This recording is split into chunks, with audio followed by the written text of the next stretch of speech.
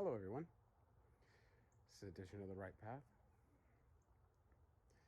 Sometimes it's hard getting help.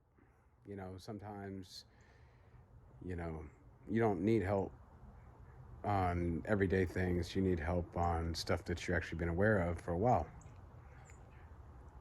I spoke with someone earlier today, a really good man, and I spoke about how I've been aware for a long period of time that I had a disorder where I needed to take medication. I'm back on the medication that I should be on, and that's why I feel great, because the medicine actually helps. Um, when I was 21, I was on the same medication, and I was really thriving in life.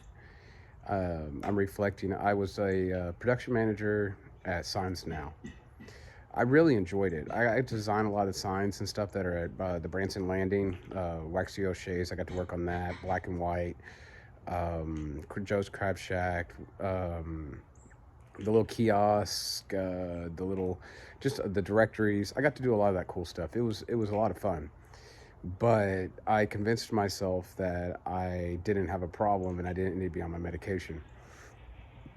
I've never admitted to anybody, but the reason I lost that job is because I had a mini breakdown, and unfortunately, I needed to be on my medication, but I decided to take myself off, and that caused me to end up losing my job because I wasn't able to perform my job correctly because I was too scattered in my thoughts. Um, that's been a big problem for me for many years. Is I've been really scattered in my thoughts. Yes, I've had a hard life. Yes, I've gone through a lot of stuff, but I probably could have dealt with it all a lot better if I would have stayed on my medication. Being on your medication is very important. Not Don't self-diagnose yourself too, guys. Don't wish evil upon yourself. My doctor is actually removed Huntington's off of my chart because they have discovered I do not have Huntington's. It was a misdiagnosis. Um, that that right there is a big thing for me because I watched my mother die in Hilltop Nursing Home, and because I took care of her from the time I was 18 until I was 27 when she passed away. I was terrified that my children were going to watch me deteriorate and watch me die in a nursing home, and I was afraid I wasn't going to live.